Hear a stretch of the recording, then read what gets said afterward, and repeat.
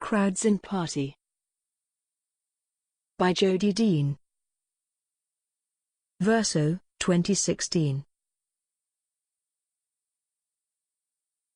Chapter 3. The people as subject, between crowd and party. Attention to the disruptive crowd event breaks through the impasse the individual presents to left politics. Signaling the paradoxical power of the people as political subject, the crowd presses forward unexpectedly, then dissipates. We feel the force of many, even as we know they are not all. There are always more. Insistent and opaque, the crowd illuminates attributes of political subjectivity distinctive to the contingent, heterogeneous unity of collectives, attributes missed in mistaken characterizations of the political field as consisting of individuals. Rather than a matter of deliberation, choice, and decision, politics manifests as breaks and gaps, in the unpredictability of an exciting cause, and through collective courage, directed intensity, and capacities to cohere. This does not mean, however, that the crowd is a political subject. I argue in this chapter that the crowd rupture is the real that incites political subjectivization. The crowd is a necessary but incomplete component of political subjectivity, the opening cut by the concentrated push of many, the disruptive power of number. Whether this push will have been an emancipatory egalitarian expression of the people as a collective political subject depends on the party. The crowd is not the people.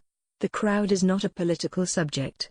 Rather, the people appear as the subject of politics when the rupture of the crowd event can be attributed to them retroactively as an effect of and infidelity to the egalitarian crowd discharge. What do crowds want? From the preceding chapter's reading of the notorious Le Bon we gained an opening into political dynamics, effective flows of contagion, suggestion, and imitation that exceed the conscious will of individuals as they form a provisional being out of heterogeneous elements. Crowd phenomena are irreducible to specific contents, that is to say, to the ostensible topics or complaints occasioning their emergence. They have dynamics of their own, collective drives and desires. Le Bon presents the political unconscious as the crowd of diverse and indeterminate others to whom we belong and the force this belonging exerts. Sometimes the crowd is physically present. Sometimes it is not. Freud encloses the crowd's tumultuous belonging into the fragile yet enduring structure of the psyche. He makes one out of many, losing in the process a capacity to analyze the force of collectivity. Insofar as he treats the crowd as the product of individual desires, Freud nonetheless acquires an ability to say something about collective desire. Group ties form out of an individual's identification with another through love for a common object. Le Bon doesn't theorize crowd desire. He takes it as a given, enfolding it in the masses' determination to destroy society and restore primitive communism. Crowd desire is inseparable from the will to collectivity formed out of its provisional being. The crowd phenomena that interest Le Bon define a new political era of mass political involvement. The very fact that crowds amass, that the people can be seen as having left their proper place, disrupts one social order and creates the possibility of another. What the people desire is less significant than the fact that they desire. Crowd desire registers in the concentration that negates, in the positivity of a negation of the boundaries and separations ordering social being. Crowd observers and commentators generally react to large political crowds with combinations of anxiety and enthusiasm. Social order disrupted, anything can happen. Exemplary here is Hippolyte Taine's account of crowds in the French Revolution. Written in the aftermath of the Paris Commune of 1871, Taine's portrayal influenced Le Bon. It continues to serve as a prototype for crowd description. We hear its echo in contemporary reports of riots. Taine describes a tumultuous buzzing swarm. The starving, the ruffians, and the patriots all form one body, and henceforth misery, crime, and public spirit unite to provide an ever-ready insurrection for the agitators who desire to raise one. Taine's crowd doesn't have a politics. It's an opportunity for politics. Need, violence and a sense of justice reinforce each other. The crowd manifests the desire of the people, but without telling us what it's for, telling us instead that it can never be one thing, never one and never a thing, that until it is dispersed it will remain beyond satisfaction. Taine ventriloquizes in advanced 21st century internet commentary. Quotation by Taine. In this pell-mell of improvised politicians, no one knows who is speaking, nobody is responsible for what he says. Each is there as in the theatre, unknown among the unknown, requiring sensational impressions and transports, a prey to the contagion of passions around him, borne along in the whirl of sounding phrases, of ready-made news, growing rumors, and other exaggerations by which fanatics keep outdoing each other. End of quotation by Taine. Here in the upheaval of the political crowd there is no clear or singular demand, no person of known responsibility. The setting is one of rumor without knowledge and rhetoric without basis. People in the crowd are speaking, and their collective desire exceeds what is individually spoken. In the contemporary United States, it could seem that what the people desire most are cheap consumer goods. Our most prevalent image of crowds is that of Black Friday shoppers surging through the doors of Walmart. Ubiquitous screens feature chaotic hordes cohering through the concentration of personal wants for things before the closed doors of big-box stores, but nothing that looks much like collective desire. In these crowd images, capitalism formats are setting so that only consumers and commodities appear, the consumers welded into a single mass through the erasure of social space, the commodities now so desirable as to have been magically able to effect this erasure. A fantasy of demands that goods can satisfy occupies the place of the object of collective desire. Black Friday shoppers know the role they play. Decades of media coverage have made that clear enough with interviews of bargain hunters braving bitter cold and long lines, excited in the press of bodies against glass and desperate enough to punch, kick, and grab in this scene of shopping staged as looting. That someone might be trampled to death adds to the thrill of the stampede of capitalist enthusiasm. The form of crowd action that capital expects in these spectacles of consumption, wait, press, rush, has been well established, scripted to generate a crowd energy that capital can direct and exploit. Late 20th century Britain offered a similar crowd experience for those standing in stadium terraces watching football. As Bill Buford describes it, the physicalness was constant, it was inescapable, unless you literally escaped by leaving. You could feel, and you had no choice but to feel, every important moment of play, through the crowd. A shot on goal was a felt experience. With each effort, the crowd audibly drew in its breath, and then, after another athletic save, exhaled with equal exaggeration. And each time the people around me expanded, their rib cages noticeably inflating, and we were pressed more closely together. They had tensed up, their arm muscles flexed slightly and their bodies stiffened, or they might stretch their necks forward, trying to determine in the strange, shadowless electronic nightlight if this shot was the shot that would result in a goal. You could feel the anticipation of the crowd on all sides of your body as a series of sensations. End of quotation from Buford. Buford attempts to understand the violence of English football fans, a violence not only of fighting, beating, kicking, knifing, and property damage, smashing, burning, throwing, but also of crush, stampede, collapse, and suffocation. Crowd violence is more a product of design, architecture, patterns of ticketing and transportation than it is a spontaneous expression of anger. A crowd forms in a place. It depends on the boundedness of a setting to concentrate its intensity. On the one hand, the boundaries demarcate the permissible, the crowd can be here, but not there. They establish the divisions that inform the crowd. On the other, these very limits invite transgression, directing the crowd's attention. They provide the thresholds that, once crossed, enable the crowd to feel its strength and renew its assertion of power. Buford attends to this crowd feeling, the exhilarating moment when a sense of individuality is obliterated as all the mediators of social interchange that maintain our separateness give way to the jubilant authority of suddenly being in a crowd. Charge, atmosphere, pressure, expectation, excitement, the effective sensibility of the collective becomes desirable in itself, the shared sense of the power of numbers. This sense lets us construe the crowd as the positivity of negation, a positive expression of the negation of individuality, separateness, boundaries, and limit.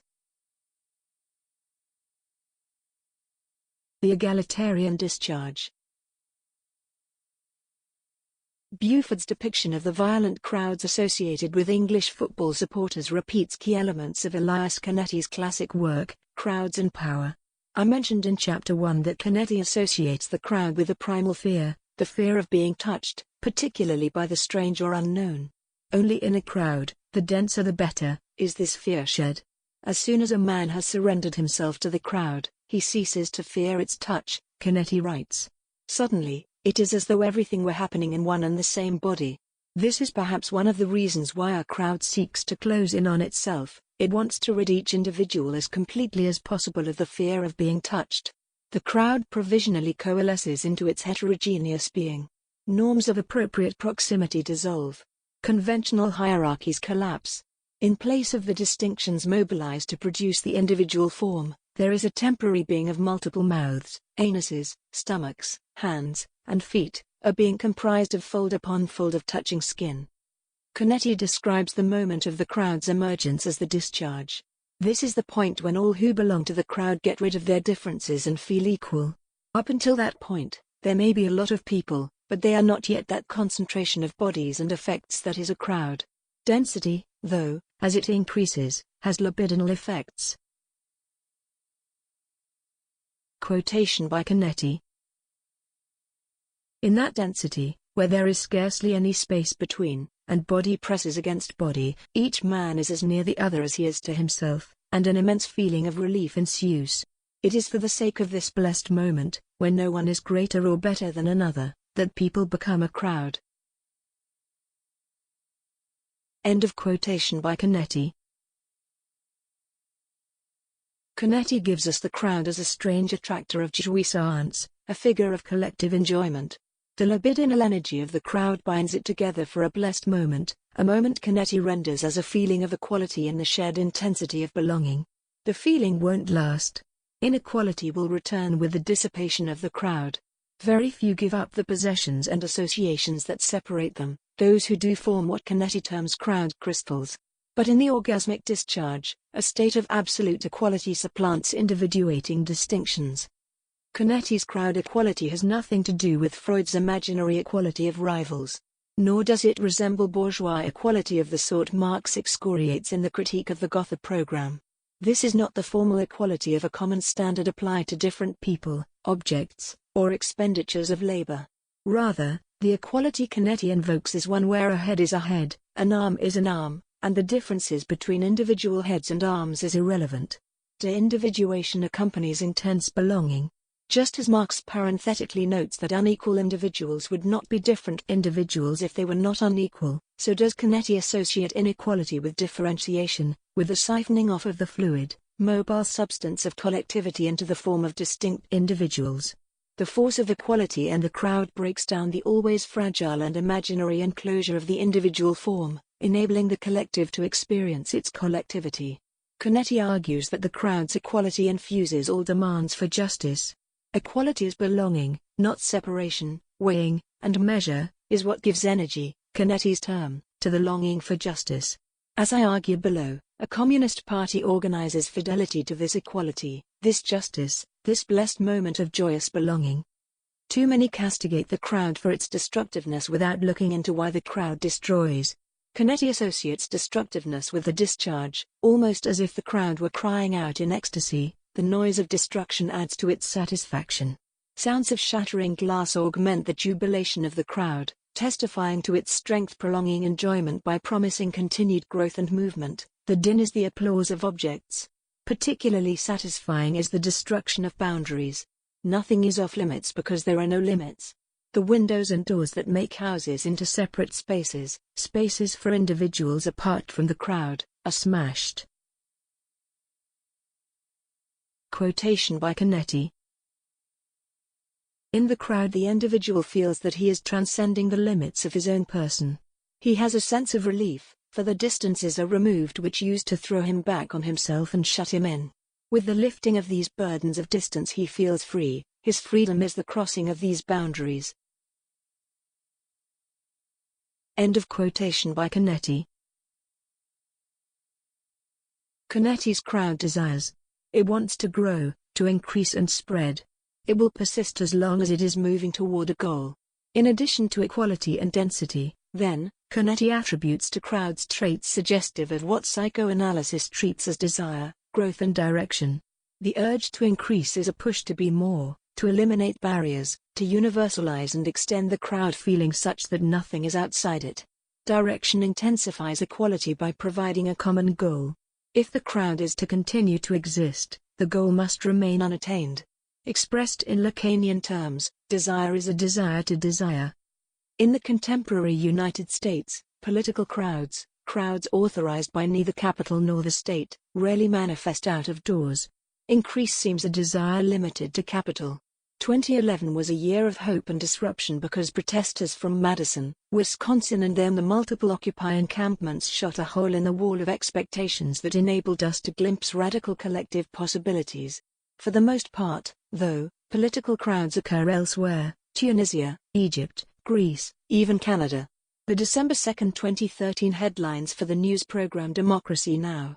Expressed this status quo as they highlighted the thousands demonstrating in the occupied territories against potential Israeli expulsion of Bedouin Arabs, the thousands rallying in Honduras for an election recall, the tens of thousands protesting in Mexico against their president, the hundreds of thousands in Ukraine protesting the government's refusal to boost ties to the EU, and the Republican tweet mocked for racist claim. The Republican National Committee had tweeted a photo of Rosa Parks with the message, "Today we honor Rosa Parks' bold stand and her role in ending racism." Thousands retweeted it with the hashtag #RacismEndedWhen. In the Democracy Now! Headlines, domestic social media snark, contained in and channeled through networked communications, appears at the same level as mass protests in other countries as if to stand in for the missing crowd, the many invoked in terms like crowdsourcing. Yet again political energy is captured in communicative capitalism's circuits of drive. But this contained and limited media moment still indicates the necessity of the crowd for politics. The millions of repetitions under a common name, marked by the hashtag, push back against the Republican Party's rebranding efforts, demonstrating its failure to comprehend ongoing racism in the U.S. For a little while, the Twitter crowd turns lack into a common object. They disorder the Republican social media plan, their intrusion via a common name denegating the minimal difference of communicative capitalism's personalized media. Their force comes from their provisional being many as one, until it is swept back into the engulfing media flow. Even here, even in communicative capitalism's virtual crowds, we can glimpse an expression of crowd desire, a desire irreducible to either a specific object or specific individuals counted up as the force of their aggregation counts for nothing. Social media is thus a second site of permissible, laudable increase. Everyone wants more friends, forwards, and followers. Crowds exert force or, better, they are a force of desire exerted by collectivity. When they amass in spaces authorized by neither capital nor the state, they breach the given, installing a gap of possibility. The presence of a crowd is a positive expression of negation. People act together in ways impossible for individuals, a phenomenon that preoccupied the early 20th century crowd theorists. Pushing against dominant arrangements, the crowd prefigures a collective, egalitarian possibility, but prefigures in a completely literal way, prior to figuration. The crowd by itself, unnamed, doesn't represent an alternative, it cuts out an opening by breaking through the limits bounding permitted experience. It misassembles what is present and threatens what is not yet there. I say misassemble because assemble would imply order and disassemble would imply destruction without subjectivization. People are there, but, through the active desire of the crowd, differently from how they were before, combined into a state of such absolute equality that differences between individual heads and arms are irrelevant. Together, previously separate people impress the possibility of the people as the collective subject of a politics. The energy of the crowd opens to political subjectivity, but it is not the same as political subjectivity. It's necessary but insufficient, an incomplete part of a politics not yet the politics of a part, half a split subject. For the crowd to become the people, representation is necessary, representation faithful to equality, to the blessed moment of the discharge. Some on the left, autonomists, insurrectionists, anarchists, and libertarian communists, so embrace the energy unleashed by the crowd that they mistake an opening, an opportunity, for an end.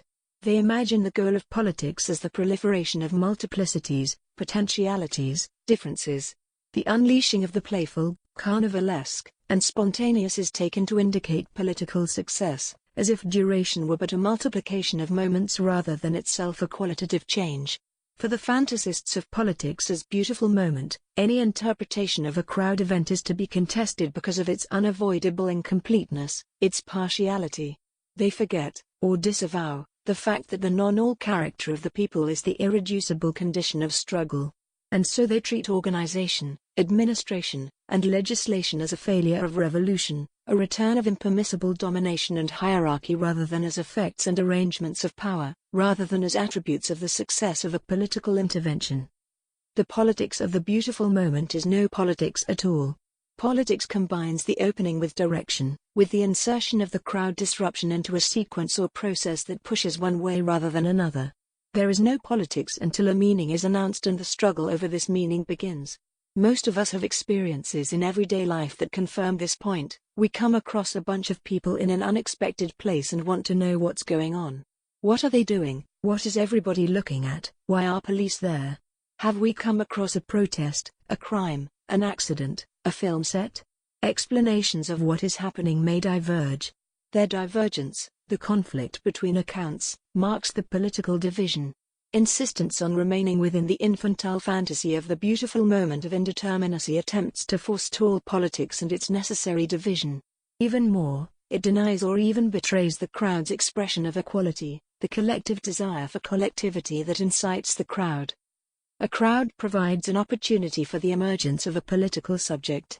It doesn't determine this emergence. It can't control the politics to which it gives rise.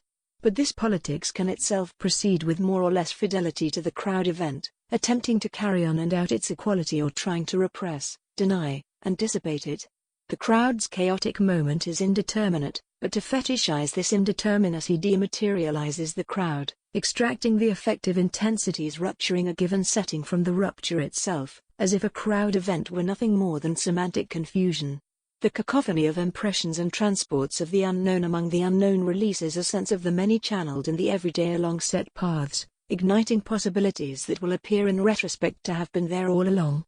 The political challenge is maintaining fidelity to this sense of the many, the crowd discharge, without fetishizing the cacophonous rupture. The party is a form for meeting this challenge, maintaining fidelity even as its position is itself an effect of the crowd. In Marxist theory, treatments of the Paris Commune, a key touchstone for grappling with the political form of rule by the working people, illustrate this point. The Paris Commune. A feature of every discussion of the Paris Commune is the crowd, the people, the working class, the shocking presence of those who have been excluded from politics now in its place and the confounding of politics that results. In the Commune event, crowd and commune overlap in an expression of the desire of the people. Interpretations of the Commune read this desire, making claims about who the people are and what it is that they want. It's not quite right to say that what the people wanted was the Commune. Prior to March 18, 1871, clubs and associations throughout Paris had repeatedly called for elections to a new Commune. People had rioted. But the protests and dissent hadn't yet broken the connection with the national government. That doesn't happen until the national government attempts to disarm the Paris National Guard and the crowd emerges to stop it. In the wake of this rupture, advocates for a new municipal government, a commune, present the commune as answer and object, answer to the question of the political form for Paris, and perhaps all of France, and object of the desire of the people. The desiring people are an effect of the positing of the object of their desire. They don't precede it. What precedes it is the crowd. An eyewitness describes the crowd on March 18 as it defended the cannons from the troops sent in to take them. The women and children were swarming up the hillside in a compact mass. The artillerymen tried in vain to fight their way through the crowd, but the waves of people engulfed everything, surging over the cannon mounts, over the ammunition wagons, under the wheels, under the horses' feet, paralyzing the action of the riders who spurred on their mounts in vain. The horses reared and lunged forward, their sudden movement clearing the crowd, but the space was filled at once by a backwash created by the surging multitude. End of quotation. The collective people manifest as a force of nature. Like the sea, they engulf all that surround them in waves. Canetti describes the sea as a crowd symbol. The dense coherence of the waves is something which men in a crowd know well. It entails a yielding to others as though they were oneself, as though there were no strict division between oneself and them. There is no escape from this compliance, and thus the consequent impetus and feeling of strength is something engendered by all the units together. End of quotation by Canetti. The impetus and feeling of strength, the will, arises out of the collective. Attempting to reduce it to the thoughts or decisions of individuals is as senseless as treating the sea in terms of aggregated drops of water. The press of bodies forward and back supersedes individual thought and decision. Sounds, smells, and combined reaction reinforce the sense of a new powerful collective. The national army yields to the crowd. The troops are absorbed in it, becoming non-troops as they shed the distinctions of place and rank. They fraternize and intermingle. The crowd offers wine and meat rolls, which are eagerly accepted by men who'd had no breakfast and had been standing in the cold for hours. The Times of London reported, there was something intensely exciting in the scene. The uncertainty for a moment whether the men were meeting as friends or enemies, the wild enthusiasm of the shouts of fraternization, the waving of the upturned muskets, the bold reckless women laughing and exciting the men against their officers, all combined to produce a sensation of perplexity not unmingled with alarm at the strange and unexpected turn things were taking. End of quotation from the Times of London. As the crowd increases and engulfs the troops, it intensifies. Through the addition of more, through the abolition of its outside, the crowd becomes stronger, more confident. When the general, Lecomte, arrives, he orders his troops to fire on the crowd. The troops refuse. He orders twice more. Then the troops turned up the butts of their rifles, and amid the wild joy of relief, handed over them to the crowd in exchange for a mug of wine, a kind word, a fraternal embrace. Long live the Republic! They shouted, and the crowd replied, long live the line. The eyewitness account I mention above similarly evokes the egalitarian power of the crowd as it concludes, the general gave in. He realized the full meaning of the situation. His faith in military power, his contempt for the people, his hopes and ambitious dreams, all had vanished in the face of stark reality. He had been taken prisoner. After March 18, there would be argument over who the Commune is, a working-class government, and what it wants, but no one will dispute the fact that the situation had turned on the actuality of an insistence and a desire. The crowd forces an opening, an interruption that changes the political setting. It ruptures suppositions of order, inciting thereby attempts to expand, enclose, and target the unleashed intensities in one direction rather than another. That the March 18 crowd event was followed by the Commune does not mean that the crowd creates the Commune or that the Commune expresses the constituent power of the people. The Commune form precedes the crowd event. It was an already existent political possibility, attempted yet thwarted in revolts in October and January. Throughout the fall and winter of 1870–71, militants organized as vigilance committees in the districts of Paris debated proposals and planned demonstrations. Yet when in their attempts to establish the Commune they pushed for revolt, the people weren't with them. In the elections following the October 31 march on the Hôtel de Ville, over 322,000 Parisians voted in support of the national government. 54,000 voted against. In January, only a few hundred people responded to the red poster calling for insurrection that was distributed by the delegation of the 20 districts, which saw itself as the Commune to be constituted. Later that month, even as thousands were dying from the Prussian siege, only a few insurgents showed up for a new insurrection planned for January 22. The insurrection was brutally suppressed, and the national government cracked down on clubs, public meetings, and newspapers. The national elections held in February, however, made it clear that while the majority of the French countryside supported monarchy, the cities favored a republic. Resulting anxiety over the restoration of a monarchy, the convening of the National Assembly in Bordeaux, the Assembly's failure to pay the National Guard in Paris, and the exodus of the bourgeoisie, not to mention the ongoing destitution of the people because of the siege, produced conditions more auspicious for an uprising. The previous efforts on behalf of the Commune establish in advance the idea of what an uprising would produce even as they can't themselves produce it. Commune could name a division, the direct antithesis to the empire, in Marx's words. Yet until the crowd creates the opening for it, it was just this vague aspiration denoting a fundamental opposition. As antithesis and aspiration, the commune form precedes its arrival. The struggle for the commune is also a struggle over its meaning. It has been offered as a figure for republicanism, patriotic nationalism, federalism, centralism, communism, socialism, anarchism, even secessionism. Marx views the multiplicity of its interpretations, and the multiplicity of interests which construed it in their favor, as indicative of the thorough expansiveness of the commune form. This same excess can also be read as a lack, as the gap of the political. For example, although Charles Bachelet's opening speech depicts the commune as a municipal government concentrating on local matters, its decrees quickly encompassed national affairs. As Prosper Olivier Lissagaray observes in his definitive account, it was commune in the morning, constituent assembly in the evening. Contention over the political form of the commune is inseparable from, indicative of, the commune event. Multiplicity isn't attributable to institutional innovations specific to the commune. It's an index of political division and the struggle over the commune name. Would the commune be animated by fidelity to the crowd discharge, or would another politics appropriate crowd energy in a direction antithetical to equality and collectivity? Consider reception of the commune in the United States. Rather than animated by fidelity to the egalitarian crowd event, it was configured through the politics of Reconstruction.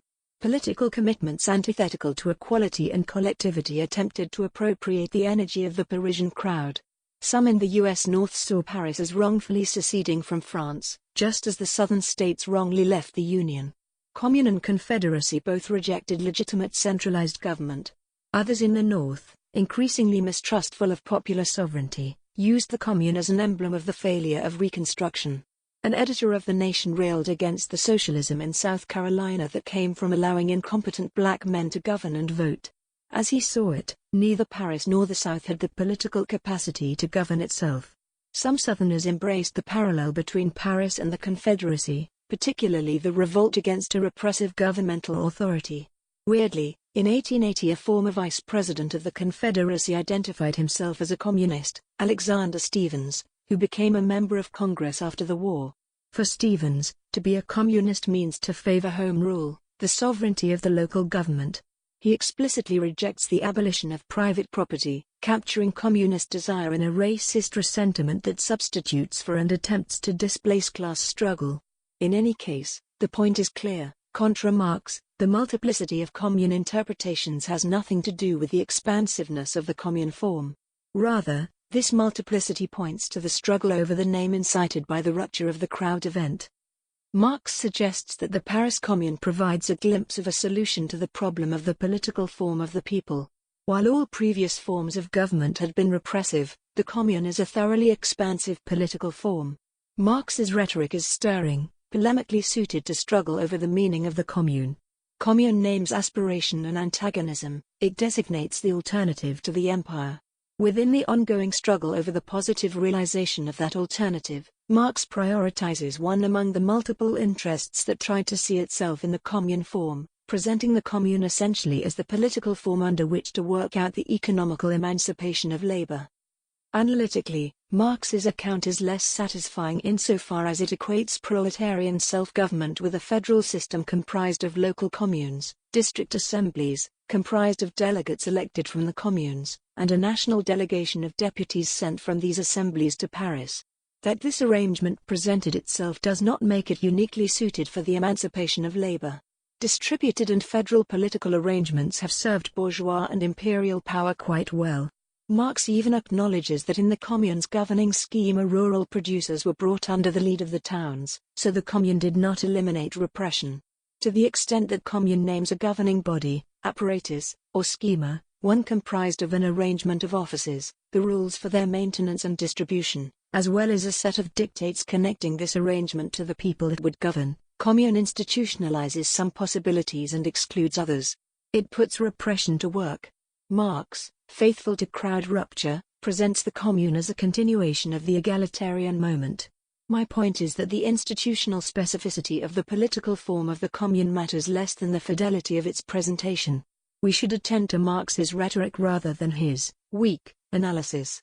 Marx's rhetoric signals his fidelity to the egalitarian rupture of the crowd event. The Commune incites a partisan subjectivization, an event in the political expression of the working class. In the different accounts of the Paris Commune, the referent of commune is unstable.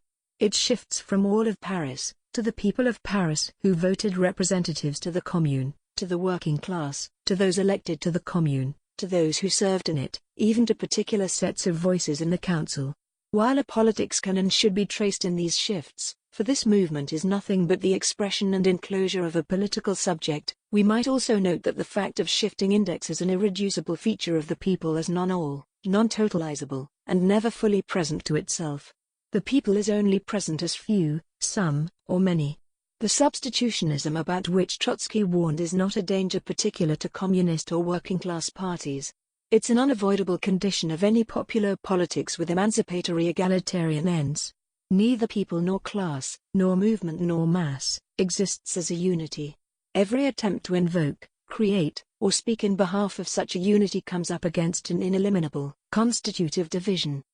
Instead of solving a political problem, the Commune poses one: the sovereignty of the people. Is it possible, and what forms can it take? The non-all character of the people has been a consistent sticking point in democratic theory. If the people are not a unity, how can they rule themselves? How can they speak or legislate? And how do we know? The theoretical discussions occur under various headings: foundings, constituent power, and the possibility of bringing something new into being. Taking the place of the mythic social contract, the power of the people to make their own history comes up against its grounding in what cannot be other than a crime against the prior order. In contrast, Marxist theory makes the prior order itself the crime, repeating the series of need, crime, and justice-ta'en associates with the crowd. The revolutionary class gives its ideas the form of universality and represents these ideas as the only rational, universally valid ones. Marx explains, the class-making revolution emerges at the outset simply because it is opposed to a class not as a class but as a representative of the whole of society. This is the sense in which class struggle is a political struggle. Rather than determined within the economic conditions in which class confronts class as two distinct forces with particular interests, the class-making revolution represents its interests as general over and against the particular will of the oppressing class.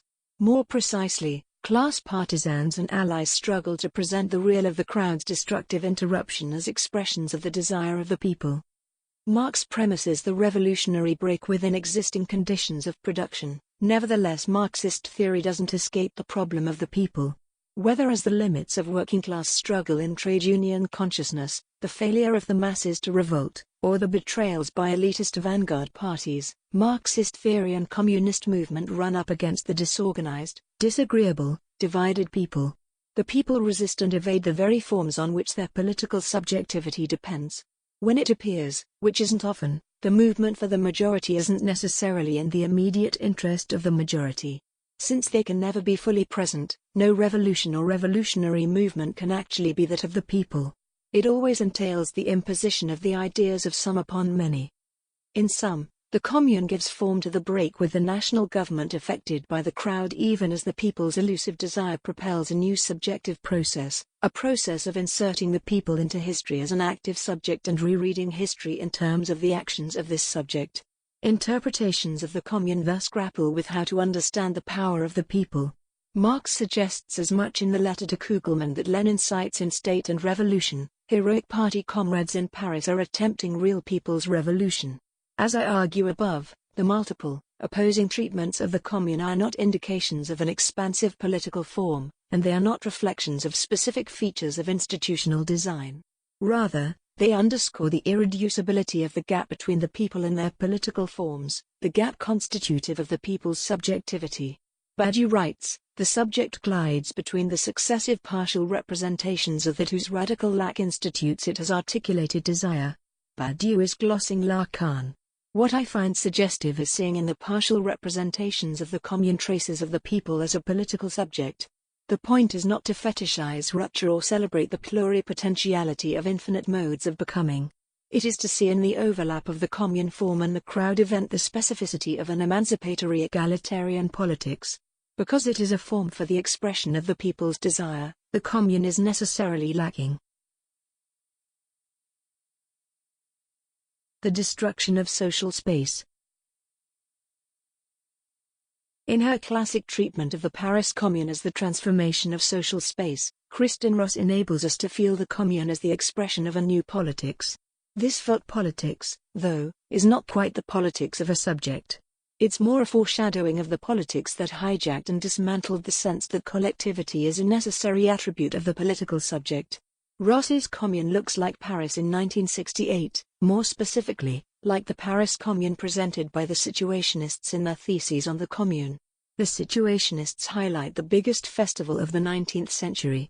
The Commune was an explosion of inventiveness, an experiment in revolutionary urbanism that, for those who lived it, was a fully consummated political experience, not a failed attempt at establishing a new form of working-class rule. This version of the Commune, developed and extended by Ross as a celebration of individuality, continues today as a key image of radical politics. It's how we imagine revolution. And it's what we have to get beyond, a possibility latent in Ross's own attention to the crowd. For Ross, the Commune's most profound elements are horizontality, emancipation from social division, and the politicization of everyday life.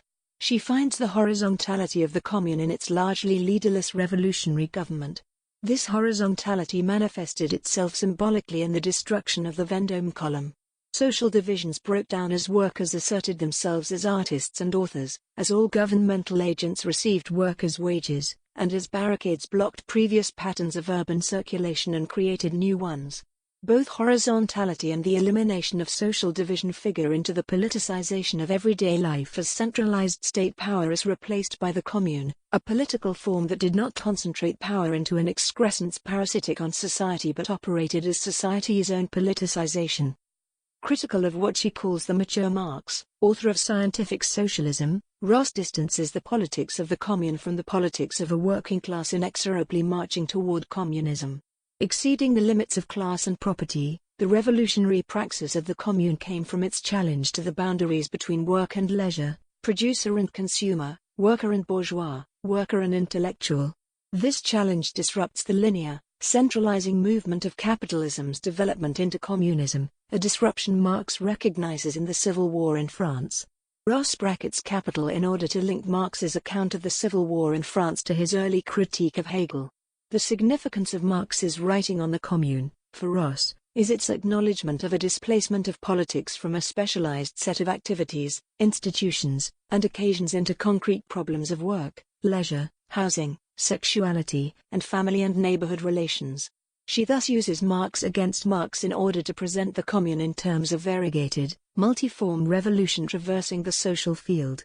Ross writes, revolutionary struggle is diffuse as well as specifically directed, expressed throughout the various cultural spheres and institutional contexts, in specific conflicts and in the manifold transformations of individuals rather than in some rigid and polar opposition of capital and labor. Revolution isn't the expression of class struggle. It's a matter of multiple differentiated transformations. In Ross's version of revolution, what happens to an individual takes the place of what a class makes happen. If the unique contribution of the Commune was the challenge to boundaries between work and leisure, producer and consumer, worker and bourgeois, worker and intellectual, then it pre-enacts communicative capitalism. To see in Ross's depiction of the Commune a precursor to our mediated present isn't even a stretch. She emphasizes the astounding abundance of newspapers, pamphlets, tracts, propaganda brochures, professions of faith, declarations of intentions, manifestos. During the 2 months of the Commune, over 70 new periodicals were introduced. The policy of the Commune was instant information. Posters covered the walls of Paris. Proclamations were often read aloud to people in the streets. Cartoons, caricatures, satires, and insults, often highly sexual, circulated widely. In a setting where networked personalized media devices tether us to work without end, where our consumer activities are traced, bundled, and resold as so much searchable data, and where the achievements of middle-class, bourgeois life have collapsed in a proletarianization of the waged and indebted who confront new and extreme forms of inequality, an erasure of boundaries looks more like capitalist real subsumption than it does the revolutionary praxis of the oppressed.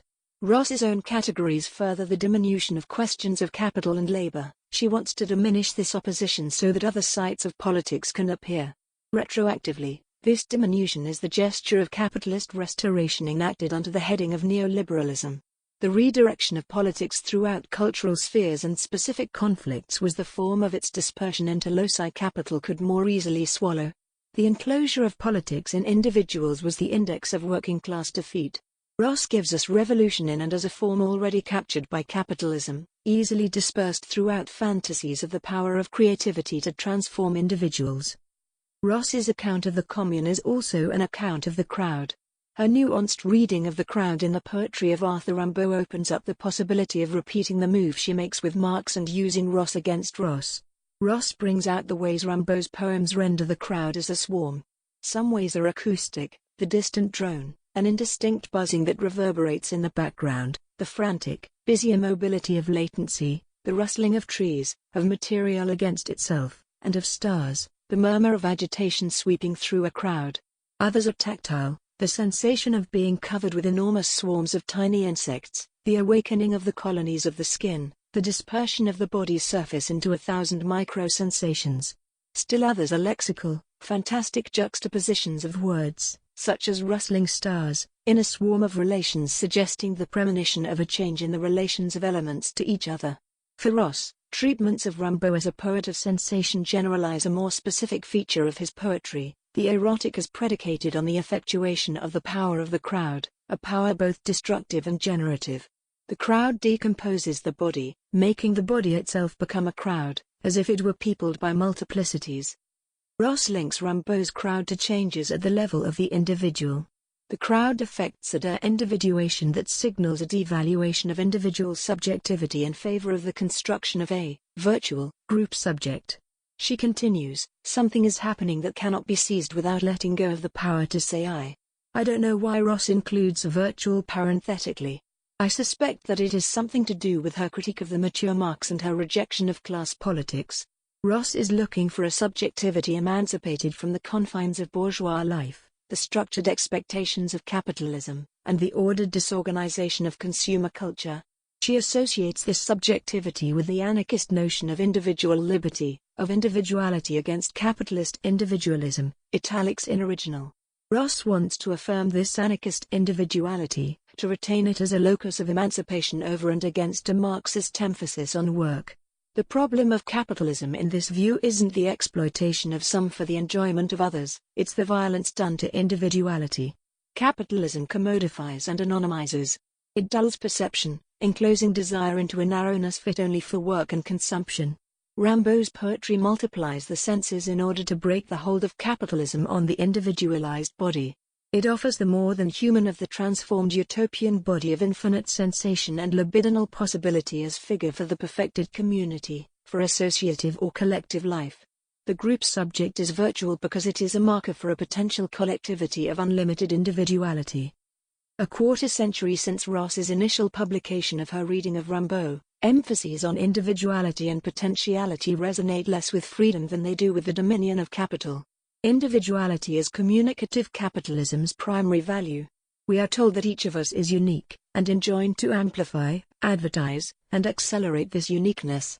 Our media is personalized, and we are encouraged to personalize it even more, for example, with apps and mobile phone cases that meet our singular needs and express our singular brands. Those looking for work are advised to make themselves stand out from the crowd, to distinguish themselves from others by offering that special something that will catch an employer's eye. Capital accumulation depends on cultivating and monetizing the new and different. In an informational milieu in which images and events are quickly absorbed in an infinite media flow, attracting and retaining attention is extraordinarily difficult. Social media experts and data analytics attempt to harvest and harness future possibilities, reminding us that coming up with a unique personal brand, getting noticed, getting heard is no simple matter. Potential is entrepreneurial buzzword and securitizable wager. Corporations capture it and hedge funds bet on its algorithmic variations. Individuality and potentiality point less to new experiences of freedom than to new means of entrapment within capitalist circuits. When the group marks only the potential of unlimited individuality, it loses its political efficacy. It fails to make division appear, covering it over with the unifying screen of multiplicity. In Ross's version, embodied sensation replaces the collective body of the working class. Crowd effect displaces militant political association. At the same time, Ross's insights into Rimbaud's figuring of the crowd suggest another reading of the crowd, one that treats the devaluation of individual subjectivity as a component of a process of collective subjectivization. Something is happening such that the capacity to say I is being replaced by the will to say we. This something is the crowd effect rupturing the individual form. In another parenthetical, Ross writes, "The anonymous, blurry face in the crowd, the man in the street, as we say, is always one step away from becoming people in the streets, the crowd, the demonstration, the insurrection. The man in the street, the indistinct element in a swarm of people, stripped of individual subjectivity, faceless, is always on the point of becoming political man, always just at the limit of action." End of quotation by Ross. Anonymity marks the de-individuation necessary for collective subjectivity, the power number exerts in excess of individual conscious decision. The blurring of distinctions that concentrated urban life provides perches cities on the brink of riot. On the one hand, insofar as a single figure stands in for a rebelling swarm, political man is a misnomer. On the other, that the swarm is not yet a political subject, not yet a collectivity, not yet present to itself as a provisional being highlights the indeterminacy of the crowd. Ross finds potential in the unformed. She values latency. Her rich descriptions of Rimbaud's crowds bring out the destructuring capacities of swarms in ways that need not be re-articulated with a freeing of individuality but can instead be associated with the emergence of collective subjectivity. Ross positions the half-real, half-fantastic crowd as an alternative to a politics rooted in the well-defined interests of the class. It's not an alternative. The beautiful in-between of infinite potentiality can't last forever. People get tired. Some want a little predictability, reliable food sources, shelter, and medical care. Others realize they're doing all the work. Without a politics that targets capitalists as a class, the rest of us continued to be exploited, even when this exploitation is self-exploitation. Common work, knowledge, achievements, and resources are expropriated from us and channeled into the coffers of the very, very few. Ross herself fully recognizes the brevity of the commune moment. 2 months after the March 18 uprising, 25,000 communards were slaughtered in a massacre far exceeding any of the events of the terror. The crowd isn't an alternative political arrangement, it's the opening to a process of rearrangement. What Ross celebrates is the exciting cause of popular rupture with a dominant order, the crowd event that ignites a subjective process. What she avoids, sometimes disavowing, is the subject support of this process in a collective, partisan body. For example, even as Ross highlights the erasure of divisions and the proliferation of political engagements across diverse social classes, she nonetheless emphasizes the working-class nature of the commune, as if in covert fidelity to that party that would insist on the egalitarian link between crowd discharge and commune form. She lauds the reappropriation of drunkenness, laziness, and licentiousness on behalf of the workers against those who disparage them. A partisan position infuses Ross's text. The foreword is by Terry Eagleton, yet she pushes it aside in a fetishistic embrace of destabilization for its own sake. She concludes, the force of an idea lies primarily in its ability to be displaced. At first reading this is unconvincing, requiring us to agree that the force in the commune idea, for example, lies in its ability to be displaced and not in its expression of popular power. Any idea, image, or symbol can be displaced, resignified, reappropriated, ironically redeployed, turned into a meme. At second glance, Ross's claim is simply wrong. The force of a brand like Coke persists in its ability to resist displacement, its capacity to retain its symbolic efficiency across multiple registers and continue to designate a knot of beverage, culture, and thirst-quenching, corporatized contemporaneity even when other words and proper names occupy the place of its brand name, as we saw at the beginning of Chapter 1. Better, then, is appropriating Ross's sentence against itself. The force of an idea appears in the struggle over it, in its capacity to serve as a site worth contesting. The force expresses the subjectivity of a collective. Our party. In Theory of the Subject, a book that grew out of a seminar given from 1975 to 1979, Alain Badiou says that the Marxist tradition has given us two assessments of the Paris Commune. The first, from Marx, objectively considers the Commune in terms of the political goals of the working class with respect to the state. The proletariat has to smash the old state machinery and build new organs of political power. It has to take a place and exert force. How exactly force is concentrated, Marx neglects to explain. The second assessment of the Commune, from Lenin, takes up this concentration. Lenin brings out the subjective aspect of force. Reading What is to be done?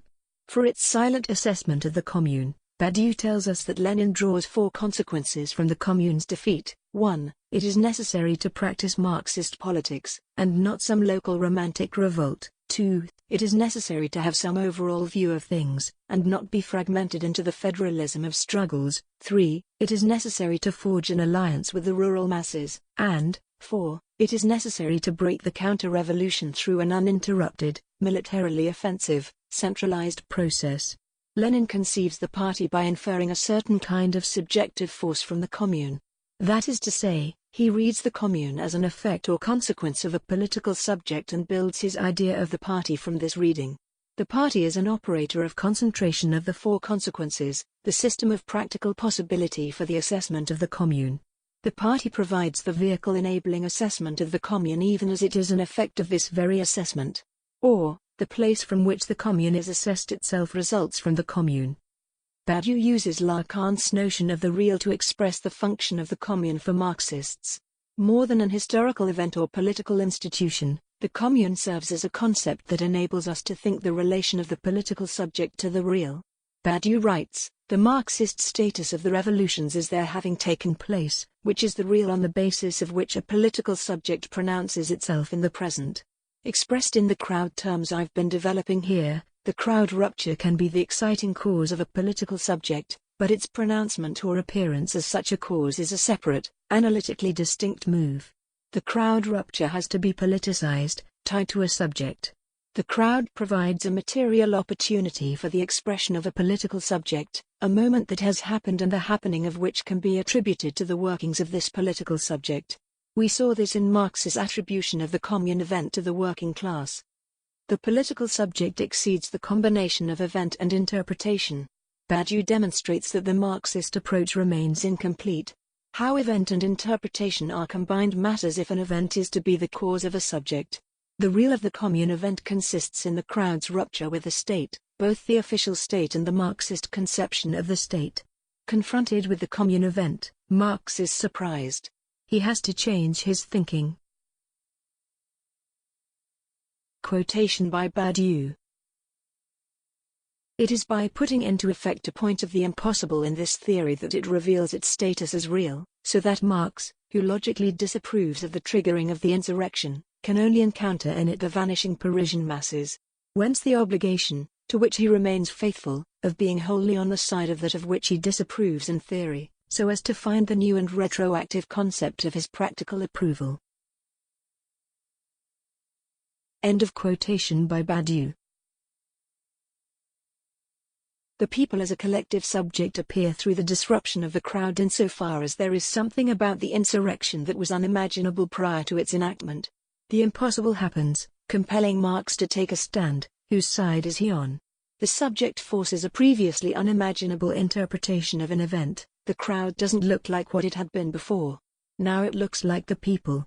With the appearance of the people as a political subject, the entire situation changes. Here is the unpredictability of an exciting cause, the people forcing a change of theory and practice. Riotous crowd, available political form, force of the impossible, the political subject impresses itself at the effervescent site of their convergence. Marx responds to this appearance of the people with fidelity. As he says in his letter to Kugelmann, no matter the Commune's multiple tactical and policy errors, the present rising in Paris, even if it be crushed by the wolves, swine and vile curs of the old society, is the most glorious deed of our party since the June insurrection in Paris. Marx nonetheless criticizes the Commune in this same letter. After praising the elasticity, historical initiative, and sacrifice of the Parisians, he chides them, first, for missing the moment when they failed to march on Versailles. He faults them, Second, for eliminating the Central Committee of the National Guard and holding elections to institute the Commune. The order Marx lists his criticisms as odd, seemingly backwards, and that the first is a consequence of the second happened first. Badiou, drawing from Lacan's discussion of anticipation and certainty in logical time and the assertion of anticipated certainty, explains why it is not. Marx is using Versailles' reaction, or what he imagines Versailles' reaction would have been, to register the Commune event. Versailles' reaction validates the hasty or anticipatory move that created the Commune.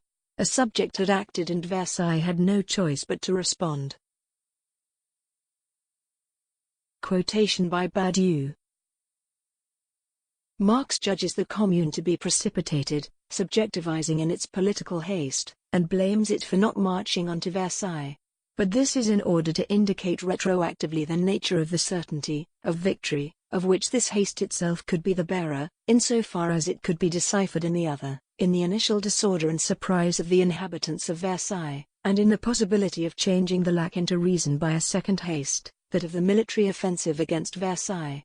The latter would then be finally caught up in the subjective process, that is to say, in a consequent political direction, which is the only validation of the vanishing algebra of the Parisian masses into a consistent subject.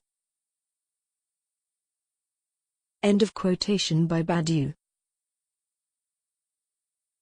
In other words, to understand an event as the effect of a political subject, Badiou conjoins two operations, subjectivization and the subjective process.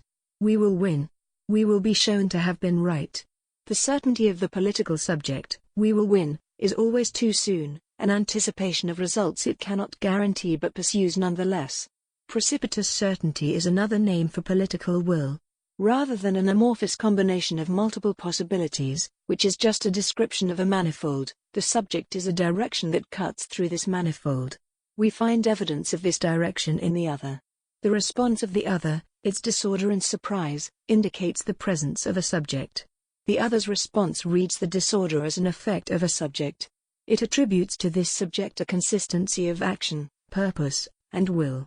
That the other can do nothing but respond, that it cannot proceed as it had, is the work of the subject. In Badiou's formulation, in subjectivization, certainty is anticipated. In the subjective process, consistency is retroactive. To put into consistency the haste of the cause, therein lies the whole enigma of the subject.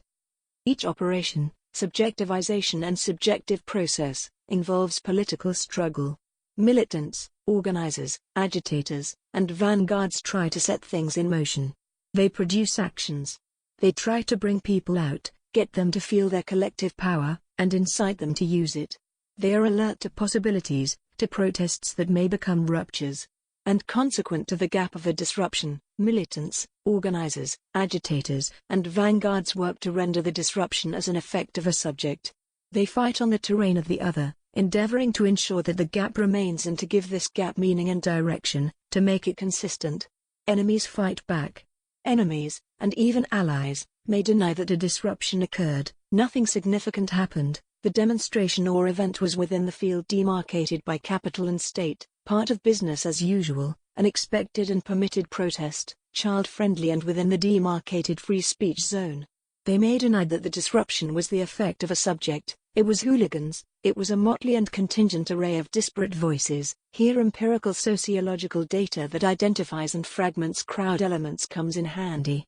They may attribute the disruption to the wrong subject, another state, class, or agency. For the militants, organizers, agitators, and vanguards, establishing the collectivity as the subject of a politics, inscribing it in a process and rendering it consistent, politicizes the rupture, forcing it in one direction rather than another. Subjectivization and the subjective process are connected by an anticipation and a lag. To disrupt and surprise, subjectivization has to come too soon. It can't be predicted, expected, or natural, for that would mean that it remained within the order of things. Rather than the intrusion of a subject, the subject would not have appeared at all. Correlative to anticipation is a lag, the gap between a move that may or may not disrupt and the disruption as it registers in the other. The lag means that effects seem to precede their causes. Only after an effect registers is its cause brought into consistency with it. Badiou associates four categories of the subject effect with subjectivization and the subjective process. Anxiety and courage respond to the gap of anticipation. The former wants to fill in the void in the old order, to restore things to their proper place, to put the law back where it belongs. The latter wants to extend the whole, to force it forward in the direction of justice. Courage leaves behind, and no longer feels, the former sense of proper place. It looks ahead to the building of something new. Correlative to anxiety and courage, then, are superego and justice, which are themselves effects of the subjective process, reactions to the rupture of anticipation. That perspective which gives body to the political subject is the party. Marx describes the Commune as a glorious achievement of our party. This is not a descriptive empirical claim regarding membership in a political organization. It is the point from which he responds to the subjectivization effected by the Commune event, positioning it within a process oriented to justice. Politicizing the people. 30 years subsequent to his analysis of Commune, subject, and party, Badiou revises his analysis. In an essay included in the Communist Hypothesis, a slightly revised version of material presented in The Logic of Worlds, Badiou presents the Marxist discussion of the Commune in terms of the state.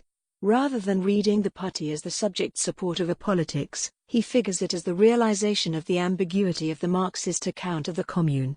On the one hand, the Commune is a clear advance in proletarian struggle insofar as it smashes the machinery of the state.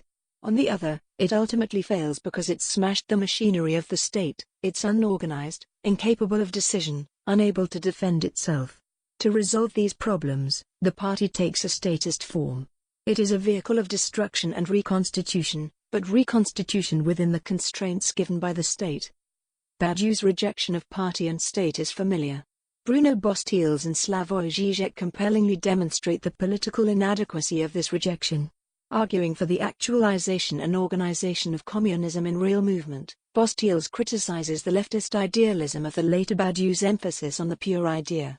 Žižek likewise rejects the alternative of seizing or abandoning the state as a false one. The real challenge is transforming the state itself. I agree with Bostiels and Žižek. I want to add, moreover, that for leftists to make state-centeredness the problem now is to short-circuit the discussion that matters. The left in the US, UK, and EU, not to mention communists, is struggling just to register as a political force. To worry about our seizing the state, then, is a joke, fantasy, and distraction from the task at hand. Rather than a concentration of political will, communist possibility remains diffuse, dispersed in the multitudinous politics of issues, identities, and moments of action that have yet to consolidate in the collective power of the divided people. What matters for us here and now is the galvanization of such a communist will. In his effort to reduce the Marxist discussion of the Commune to the problem of the party-state, Badiou neglects the more fundamental question posed by the Commune, namely, that of the relation of the party to the people, the collective political subject. The Commune is less the form of a state than it is the form of a break with a previous state, both the state as in the national government and the state of political incapacity associated with the workers, as Badiou himself emphasizes in the later work. As such a break, it opens up and disorders. The people are disassembled, suggestible, strong, and mobile as crowds. It is a mistake, then, for Badiou to reduce the Commune to a state form, as Ross powerfully demonstrates, and the Marxist tradition to commentary on and reaction to this state form. Badiou seems to have fallen prey to the fatalism his younger self criticizes. Parties will be parties, we will always be fucked over. Marx himself analyzes the Commune in terms of the subjectivization of the people. In the letter to Kugelmann, Marx treats the Parisians, the people of Paris, as our heroic party comrades. Their advances are teaching new lessons in political struggle, namely, that smashing the bureaucratic military machine is essential for every people's revolution on the continent. In the Civil War in France, as he presents the Commune as the direct antithesis to the empire, Marx describes it as the positive form of a republic in which class rule itself is superseded. He draws out the politics of constituting the people under the leadership of the working class, noting the replacing of the standing army by the armed people, the establishing of universal suffrage, the opening of education to all, and, of course, the replacing of the parasitic excrescence of the old state organization with the self-government of the producers. Marx writes, the great social measure of the Commune was its own working existence. Its special measures could but betoken the tendency of a government of the people by the people. The people storming heaven don't pre-exist the revolutionary event of the Commune. The Commune produces them as its cause. The middle class, which had helped put down the workers' insurrection of June 1848, finds itself enrolling under the colors of the Commune and defending it against the willful misconstructions of Thiers. Marx explains this support as resulting from the Commune's abolition of interest on debts and extension of time for repayment. The peasantry had Louis Bonaparte, but this support started to break down under the Second Empire. Were it not for the blockade around Paris, Marx argues, the French peasantry would have had to recognize that the Commune was its only hope, its only source of release from blood tax, gendarme, and priest. Again, the temporality is important. The peasantry would have had the Commune process been able to continue, a process that Marx presents as the subjectification of the people as party. Lenin's discussion of the Commune in state and revolution takes up a similar problematic of people and party. Lenin observes that the idea of a people's revolution seems strange coming from Marx. But to Lenin this idea is crucial, and crucial to understanding the role of the party, insofar as it points to the active and independent activity of the majority, the very lowest social groups, crushed by oppression and exploitation, imprinting the revolution with their own demands. Because in 1871 the proletariat was not a majority anywhere in Europe, a people's revolution had also to embrace the peasants. Lenin writes, these two classes then constituted the people. These two classes are united by the fact that the bureaucratic military state machine oppresses, crushes, exploits them. For Lenin, where the Commune fails and where its failure impresses itself on forms, the party is in the constituting of the people, that is, in actually producing the alliance between peasants and proletariat necessary for revolution. Lenin commends Marx for seeing that, insofar as the smashing of the state machine was required by the interests of both the peasants and the workers, it united them and placed before them a common task. Smashing the state, or eliminating a special force of oppression, requires that the majority, workers and peasants, suppress the minority, the bourgeoisie, which means that the majority have to be organized to carry this out.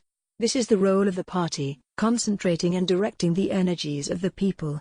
The party shapes and intensifies the people's practical struggles. Given Lenin's interests in establishing the revolutionary action of the Russian working class within the historical trajectory of proletarian struggle, that he highlights the idea of a people's revolution isn't surprising. The parallel with the Commune helps him here, providing a form by which to understand the Russian 1905 revolution. In an earlier text, Lessons of the Moscow Uprising, published in 1906, Lenin examines the revolutionary events in Moscow in December 1905. And while he does not look specifically at the Commune, he does highlight the action of the crowd, seeing in the crowd the march of practice ahead of theory, or the anticipation effect of the subject. For Lenin, the December movement in Moscow demonstrates that the general strike, as a predominant mode of struggle, is outmoded. The movement is breaking out of these narrow bounds with elemental and irresistible force and giving rise to the highest form of struggle, an uprising.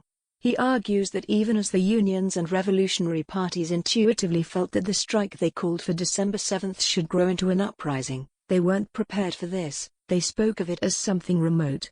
At the same time, a general strike was already contained within the parameters of the expected. The government was ready for the strike, organizing its countermeasures accordingly. These counter-revolutionary measures on the part of the government pushed the masses of people to insurrection. As the government escalated its repression, the unorganized street crowds, quite spontaneously and hesitatingly, set up the first barricade. Lenin traces the move from strike to isolated barricades, to the mass erection of barricades and street fighting against the troops. At each point, the revolutionary movement compels the reaction to further violence, further attack, further extension and exhaustion of its troops. The workers demand more resolute action. What is to be done next? The social democratic leaders are left behind, perhaps because they are arguing over what is to be done even as the revolutionary masses have already destroyed the previous setting of action and are rapidly creating a new one. Lenin's excoriating critique of Plekhanov puts into consistency the haste of the cause, that is, it retroactively assigns consistency to the revolutionary workers in anticipation of the certainty of their ultimate victory. Quotation by Lenin. Thus, nothing could be more short-sighted than Plekhanov's view, seized upon by all the opportunists, that the strike was untimely and should not have been started, and that they should not have taken to arms. On the contrary, we should have taken to arms more resolutely, energetically and aggressively. We should have explained to the masses that it was impossible to confine things to a peaceful strike and that a fearless and relentless armed fight was necessary. And now we must at last openly and publicly admit that political strikes are inadequate. We must carry on the widest agitation among the masses in favor of an armed uprising and make no attempt to obscure this question by talk about preliminary stages, or to befog it in any way. End of quotation by Lenin.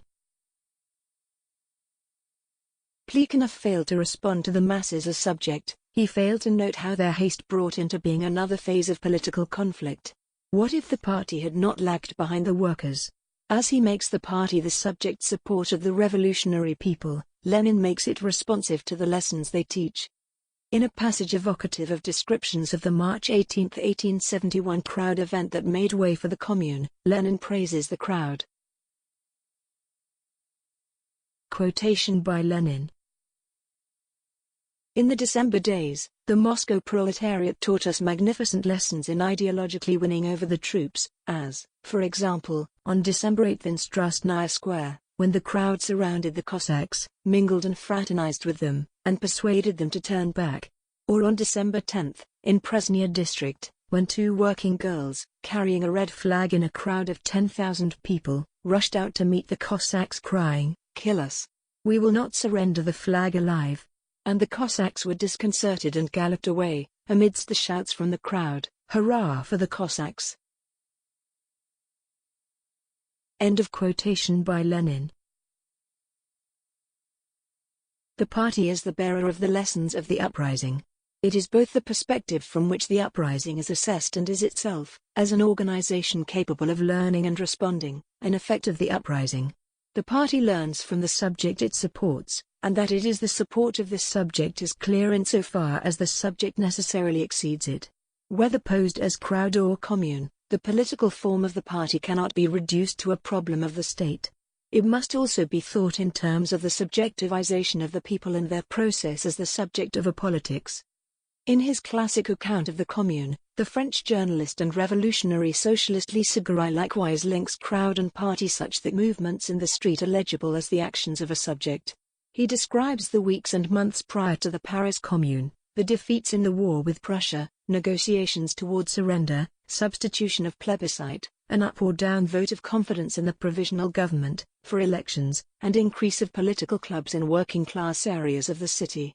As he does so, Lisa attends to the poor, the working men and the faithful children of 1789, and the young men from the bourgeoisie who have gone over to the people. In 1863, he tells us, these people scandalously affirm themselves as a class. In 1867, their demonstrations in the streets are the appearance of a revolutionary socialist party, which will be asserted more directly in a resolution adopted by a meeting of the Vigilance Committees in February 1871. In 1870, they alone in a paralyzed summer exhibit political courage. Yet this class, this party, Lisa doesn't think it necessary to make distinctions here, implying, perhaps, the open, changing, and interconnected dimensions of each, remains unable to channel the energies of the crowd. They may be a party of action, but they are in a chaotic state, crisscrossed by different currents, and, again, party here suggests a collective that is part of a changing situation. So even as the crowd riots against the armistice, the people nonetheless endorse the government in the plebiscite that follows, 558,000 yes and 62,000 no. Lisa explains that this happened because those who were clear-sighted, prompt, and energetic were wanting in cadres, in method, in organizers. Jacobins like Blanqui lived in an exclusive circle of friends. Still other potential leaders carefully kept aloof from working men. Even the Central Committee of the 20 districts, while daring, eloquent, treated everything by manifestos and so remained only a center of emotions, not of direction. Lisa Gray establishes the setting of the commune and the challenge of responding to the opening the active crowd produces, in the consequences of the gap affected by the crowd for organizing the people. At stake is not the specificity of a form of government, municipal or national. Nor is it a matter of the legitimacy of elections, representatives, or decisions.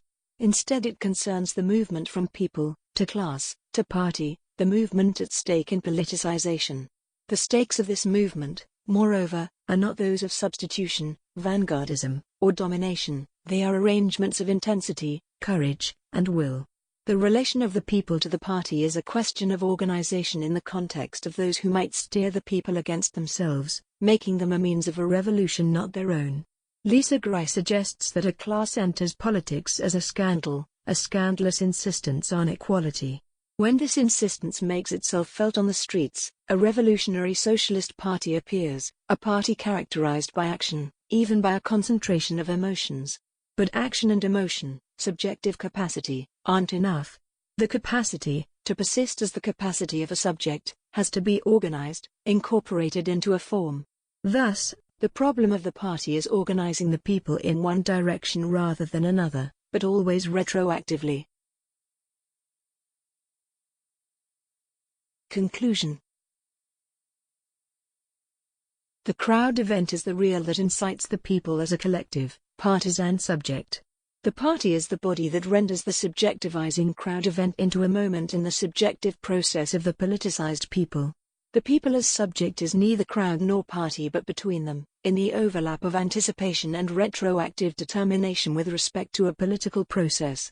Lisa Gray, Lenin, Marx, and Badiou. From them we see in the commune the movement of a subject. Their perspective is not reducible to a static place or position. It is instead a consequence of the appearing of the subject to which this perspective responds. More than a stationary moment pregnant with potential yet exhausted in the crowd's dissipation, the commune erupts to surprise and misassemble the social with the certainty of justice. We see this misassembly in the reaction of the other forced to respond, to react, to do things differently from the ways they were done before. As Badiou writes, there is no subjectivization without anticipation, which in turn can be measured by the subjective process. It's the people as political subject that concerns the party. How can it hasten their advance? How can it not stand in their way? How can it inscribe and extend their victories? More than a body focused on the state, the party is a form for the expression and direction of political will. It concentrates disruption in a process in order to produce political power. These acts are connected, they demonstrate the strength of the collective. It endeavors to arrange the intensity unleashed by the crowd, to keep it present as fervent desire. Ross's attention to the crowd in the commune enables her to draw out the opening of collective desire, the lack that maintains it is a desire to desire. This attention rightly prevents us from reducing the commune to an arrangement of offices or list of edicts, focusing us instead on the disruptive presence of the people where they should not be. At the same time, the Marxist tradition crucially sees the people as a subject and its struggle as enduring. The subject that expresses itself in the commune event is not the diffusion of creative individuality. Dominant power always allows for the carnivalesque. It is rather the people as a political subject manifest in the closure of directed intensity within the revolutionary opening. Because the party looks for them, the people are found. Quotation by Badiou. When Marx takes it upon himself to listen to the revolutionary activity of his time, to the popular historical disorder, it is a matter of pinpointing in the latter, pursuant to harsh theoretical and practical work, the dialectical form of the political subject as such. The deduction of its general activity presupposes only the riots of the 19th century. End of quotation by Badiou. Whether he names this subject people, proletariat, party, or Paris, Marx finds it where it will have been,